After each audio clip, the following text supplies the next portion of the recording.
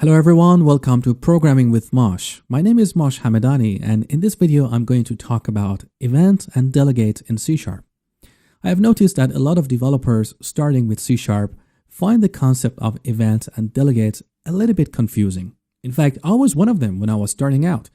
So I decided to create this video for you, and I hope by the end of watching this video, you will have a good and in-depth understanding of events and delegates, why we need them, how to use them, and how to create them. So let's get started. So what are events and why do we need them? Well, events is a mechanism for communication between objects. That means when something happens inside an object, it can notify other objects about that. Why do we need that? Because it can help building loosely coupled applications. What is loosely coupled applications? That means an application that its components or classes are not tightly coupled together. A loosely coupled application is easy to extend without breaking or changing one or more of its existing capabilities. Let me show you an example of this in the code. So take a look at this class. This is a video encoder class with one method called encode, which encodes the video that is passed to it. For simplicity, I've gotten rid of the encoding logic. But look at the last line. Here, when the encoding is finished, we use the mail service to send a mail message to the person that owns the video. Now, there is nothing wrong with this code, but let's say in the future, there is a scenario and we may want to send a text message to the video owner. So what we need to do is to go ahead and add this extra line of code to this method. Now, again, this is for simplicity. In a real world scenario, there could be a few more lines of code. Now, the problem here is because we add this extra line of code here, that encode method is changed, which means it has to be recompiled, which means the video encoder class also has to be recompiled, which means any other classes that are dependent on this video encoder have to be recompiled and redeployed. So as software engineers, we want to reduce this problem. We want to design our application such that when we want to change the application, that change has minimal impact on the overall application. The problem here with this code is that by adding that extra line, we may accidentally break something along the way. Now, we can use events to resolve this problem. Take a look at this picture here. We can have our video encoder class to publish an event called video encoded and have the mail service class to subscribe to that. In this case, we refer to video encoder as a publisher or an event sender, and mail service is a subscriber or an event receiver. Now, what is interesting about this picture? That video encoder knows absolutely nothing about mail service, which means in the future, if we want to extend our application and add the capability to send a text message when the video is encoded, we can simply create a new class called message service and have it subscribe to that video encoded event of the video encoder. So basically, the video encoder does not need to be recompiled and redeployed, and we simply extend the application by adding a new class. So this reduces the impact on the application. Ideally, if we could extend our applications by simply adding new classes, the compilation time would be reduced and application could be redeployed without breaking things along the way. Now let's take a look at what the code would look like if we want to implement this eventing mechanism between these classes. So here is our video encoder class again. We have the encode method as before with the encoding logic. At the end, instead of directly making a call to the mail service, which we had before, we simply call a method called onVideoEncoded. Don't worry about that method, I will cover it shortly, but the purpose of this method is to simply notify the subscribers. Video encoder knows absolutely nothing about the mail service or the message service. They can come later, and we can add more subscribers without changing anything in this code. Now back to our picture, you might be wondering, how does the video encoder notify its subscribers? Well, for video encoder to notify its subscribers, it needs to send a message to them. In practical C# terms, that means invoking a method in the subscriber. But how does the video encoder know what method to call? For that to happen, we need an agreement or a contract between these publishers and subscribers. So this agreement is something that both the publisher and subscriber agree upon.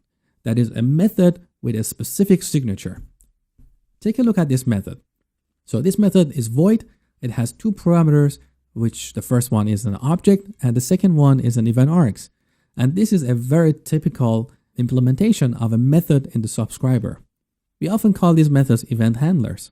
And that's the method that is called by the publisher when the event is raised.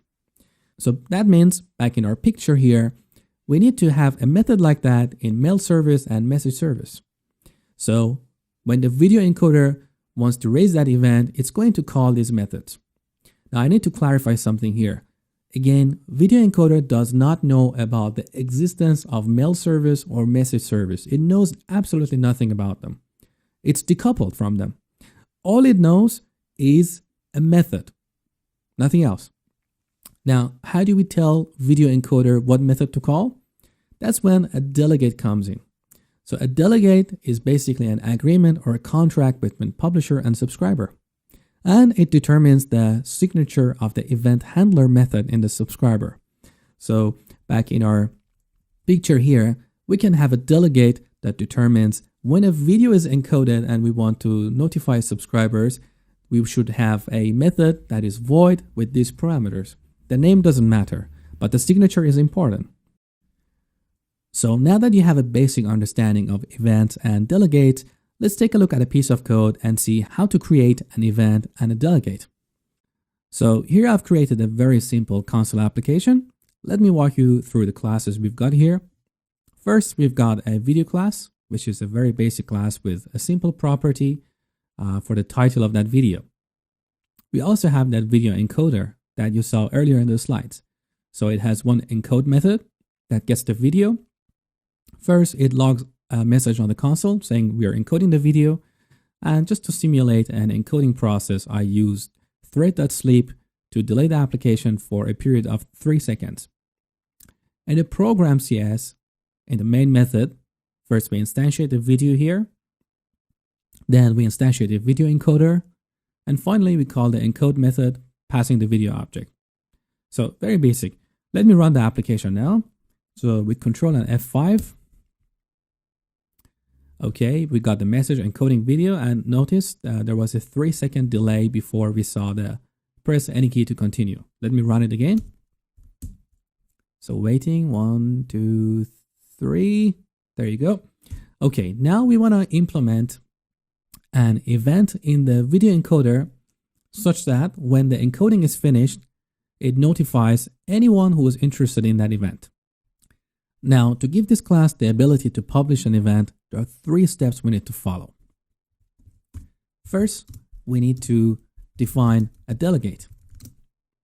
That is the contract or the agreement between the publisher and the subscriber. So a delegate determines the signature of the method in the subscriber that will be called when the publisher, in this case video encoder, publishes an event. Second, we need to define an event based on that delegate.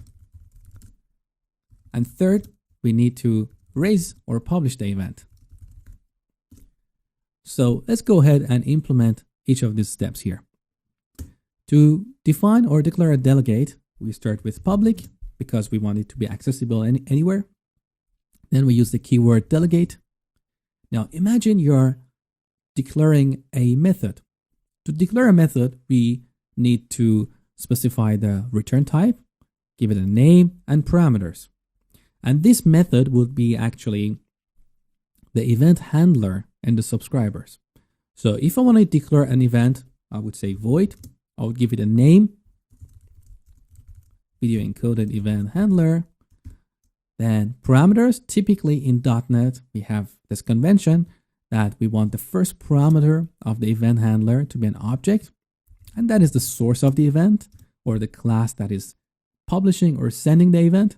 And the second parameter is an event args, which is basically any additional data we want to send with the event. So let's review up to this point. We are declaring a delegate, which actually holds a reference to a function that looks like this. So that function or method is void. It has two parameters. The first one, typically in .NET, should be of type object, which is the source of the event. And the second parameter is event args, which includes any additional data about the event. Now, how did they come up with this name? In .NET, we have this convention that we say if the name of our event is going to be video encoded, we use that and then append event handler as the name of the delegate. So that is our first step, define a delegate. Now we need to define an event based on that delegate. So we start with public event. This event should be based on that delegate.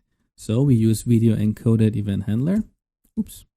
Video encoded event handler and give it a name. So video encoded. Note that I use the past tense form here to indicate that something has happened and finished. Sometimes in .NET you may see an event referring to present tense, like saying video encoding. In that case, that event should be fired or published before the encoding is started. So here we just use the past tense. So the second step is done. We define an event called video encoded based on that delegate. And the third step is to raise the event. To raise an event, we need a method that is responsible for that. Let me create that here.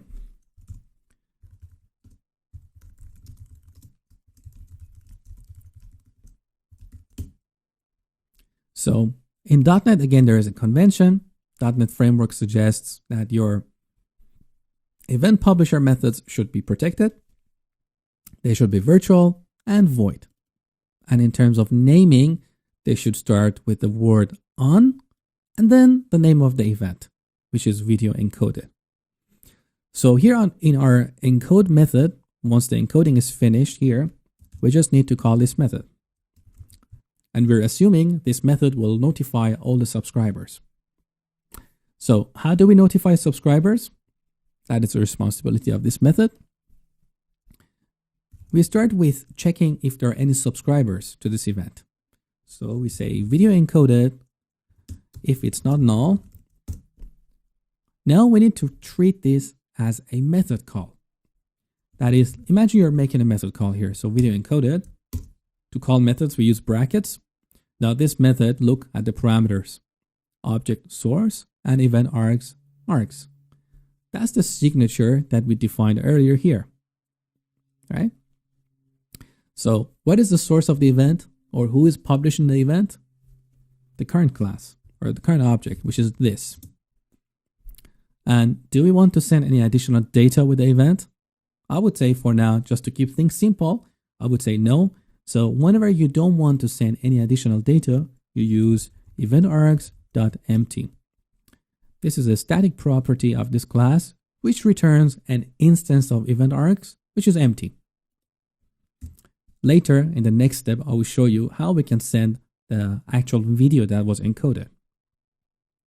So let's review the steps we have done. First, we defined a delegate, which is here, which determines the shape or the signature of the method in the subscriber. Then the second step was to create an event based on that delegate. So we define the event here. We are saying this event is called video encoded. And whenever we raise that, we want a subscriber with a method that confirms to this delegate would be called. And the third step is raising the event. So in our encode method, once we're done, we call this method, which by convention should start with the word on and then the name of the event. And it should be protected, virtual, void, on video encoded. Inside this method, we'll look at that event. And if there are any subscribers there, which means it shouldn't be null, we're going to call them, passing the reference to video encoder and no additional data. Now, we're done here. Let's go ahead and create a couple of subscribers. So I'm going to go to program here. Let me create a new class here. Mail service. So this class is responsible for sending an email once the video is encoded. Now, I told you that back in our video encoder, when we define this delegate, I said we need a method that confirms with that signature in the subscribers. That method should be void and have these two parameters. So let's go ahead in our program CS here, in our mail service, create a method. This is the event handler. So that method should be void. We're going to call it on video encoded. It should have two parameters, object source, event args, E. Right? Now in this case, we don't want to send an actual mail. So I just want to simulate that. So we want to write a message to the console. I'll show you a quick tip here. Just type CW. That's a code snippet. If you press tab, that just writes console.writeLine.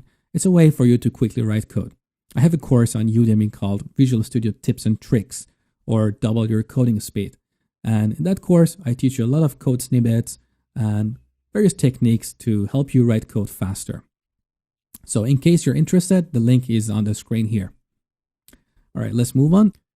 So when this method is called, we want to log a message to the console saying, okay, we are in mail service, sending an email,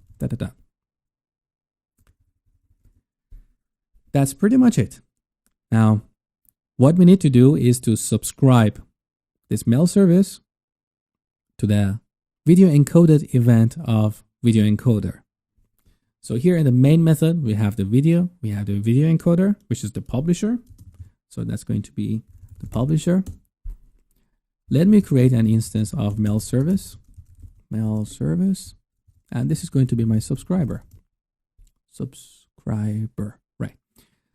Now, before we call the encode method, we need to do the subscription. How do we do that? It's very simple. So you start with the publisher, video encoder dot look at this icon. That's an event, video encoded.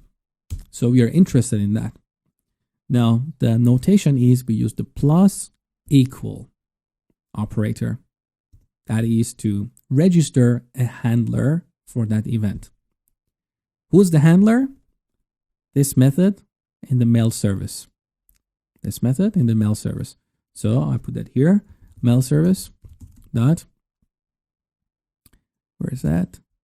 On video encoded and semicolon. Now note that I'm not making a call to this method here. So I don't have brackets here. I just use the name of the method. And basically what that means is this is a reference or a pointer to that method. So video encoded event behind the scene is a list of pointers to methods. When the video encoder wants to publish that event, video encoded, it looks at that list here. Here we look at that list. And if it's not empty, that means someone has subscribed to that event, which means we have a pointer to an event handler method. And then we're going to call that like this. That's just the syntax in C#. So let's get back to our program CS. So note that, again, we need to do the subscription before calling the encode method. Otherwise, the subscriber wouldn't be notified about the event. Now, let's run the application and see what happens.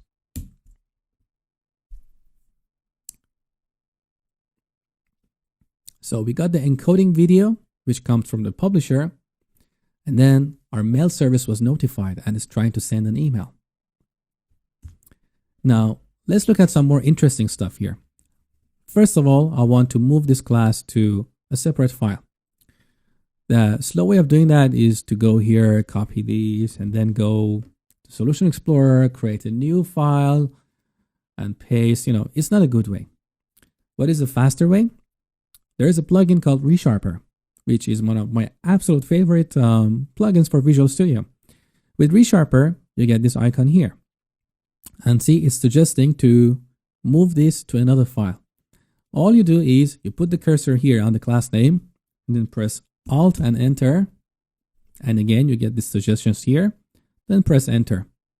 That's it.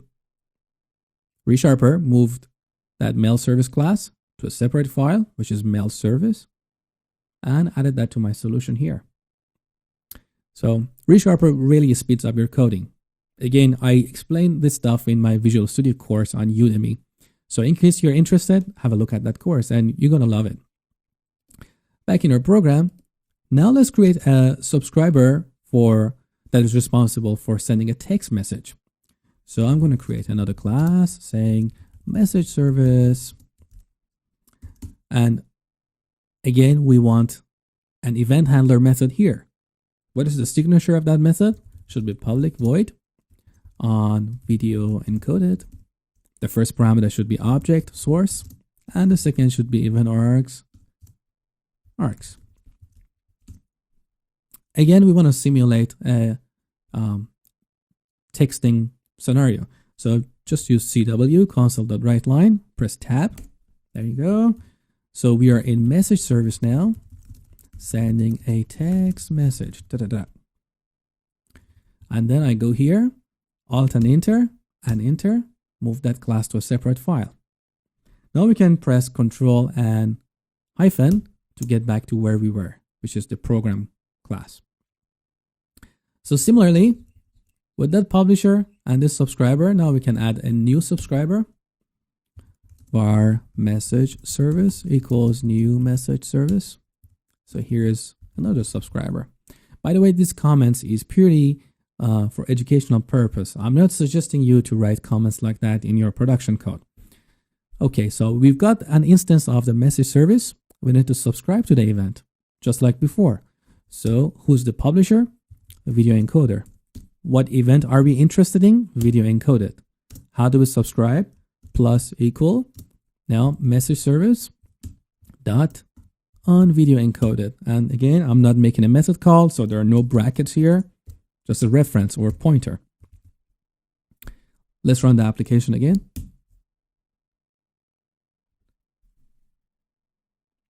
Look, we got the encoding video message, which comes from the video encoder. Then mail service was notified. It's trying to send an email.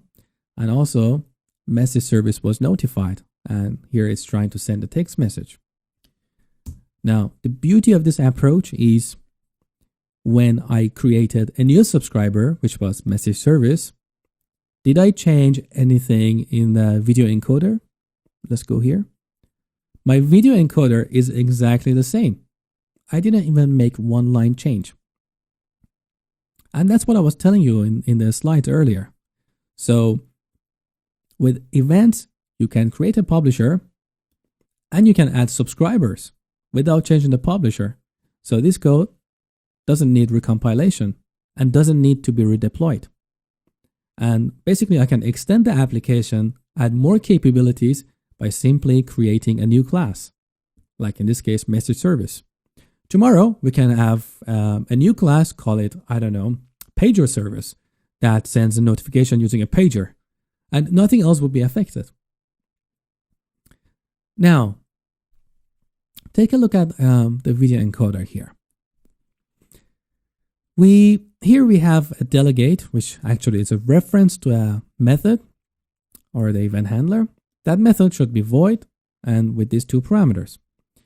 Now we want to send a reference to the video so the subscriber knows which video we encoded. To do that, instead of using event args, we need a custom class. That custom class should derive from event args and include any additional data that we would like to send to our subscribers. So let's go ahead and create that. I go here. I call it video event args because it's a class that contains the data about the video that was encoded. So it should derive from event args.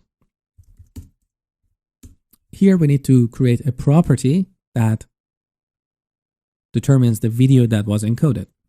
So quick way of writing that is you type prop and then press tab. This is a code snippet. So now I specify the return type, which is video, and the name. I press tab again and enter. That's it. So now we can change our delegate here. Instead of sending event args, we send video event args. Which means here, see, we got an error because when we're publishing an event, we're sending event args.empty, whereas our delegate now expects a video event args object. So I'm going to go ahead and modify this.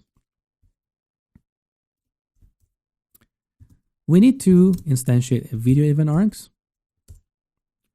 And we also need to send the video. Video equals, but where is the video? We don't have it here. But look, in the encode video, in the encode method, when we encode the video here, we have a reference to the video object. So we can simply pass that object to this method. And of course, we need to go ahead and change this. But with ReSharper, I can just press Alt and Enter. And see, ReSharper is suggesting to add that video parameter to this method. So I just go ahead. And there you go. Now in the event publisher method, we've got a reference to the video. And I can just put that here. So with this change, now our publisher is going to send some additional data, which is encapsulated in that class, video event args. And there we'll have a reference to the video that was encoded. Now let's go to mail service.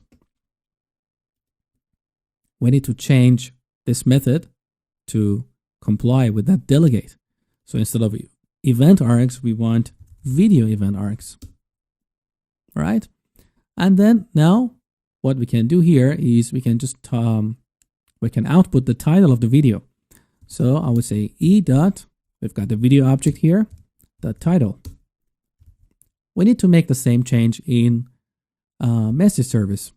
Now a quick way to find that class instead of going in the tabs or in the Solution Explorer is just with ReSharper type Control-T and then type message service.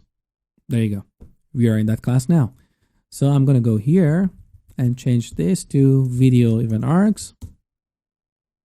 And when outputting the message, I'm also going to add args.video.title. That's it. Let's compile and run the application with Control and F5. Okay, note that here, when mail service was notified, now we got the title of the video. So this is a way to pass data about the events that happened. Okay, the next step is to show you a simpler way to achieve the same thing with writing less code. So let's go to our video encoder, which is the publisher. See, we created this delegate here and specified these parameters as the arguments of the event handler method. Now, what they have done in .NET, I think it came with .NET Framework version 2.0 or 3.0. To make our life easier, they said, okay, we don't have to go and create a new delegate every time we want to declare an event. So in .NET, they have a delegate type, which is called event handler. And it comes in two forms. One is just a normal form and one is a generic form, which looks like this. What this means is they have done the hard work, so we can use that delegate instead of creating our own. Which means in this case, when we are declaring that event, instead of creating a custom delegate like that, we can just use the event handler delegate. Note the icon here. I think it's suitcase. Looks like we are delegating it to, I don't know, what is it called in English? Solicitor, lawyer, I don't know. So that event handler type is generic, as you see here. Now, what do we want to send as additional data with the event? Video event args. Now that basically is exactly equivalent to this. So we don't have to create a delegate explicitly. We can just use this class here, which is a delegate. So I get rid of this. Now, if you wanted to publish an event without sending any additional data, instead of using the generic form like this, we could just use the normal form like this. video encoded. Now, this is complaining because of the duplicate name. Let's just use video encoding. In that case, that means a method that gets object source as the first parameter and event args as the second parameter. Now, we don't really need it here. Okay, with that change, let's compile the application and run it. Everything working as before. Well, I hope at this point you have a good and in-depth understanding of event and delegate and how they help building loosely coupled applications. You saw how we can use events to make our applications extensible. And you also saw how to create a delegate and an event, as well as raising and subscribing to events. You also saw how we can use the event handler delegate that comes in the .NET framework, which saves us from creating our own delegate. So that delegate keyword that you saw earlier, I just wrote it because I wanted you to know what's exactly happening behind the scene. That came in the first version of .NET. But then this event handler class came, or delegate came, and we don't really need to create our own delegate. Honestly, I haven't seen a use case for that over the past, 12 years of me coding in .NET. Okay, that's it for this video. I hope you enjoyed this, and thank you for watching.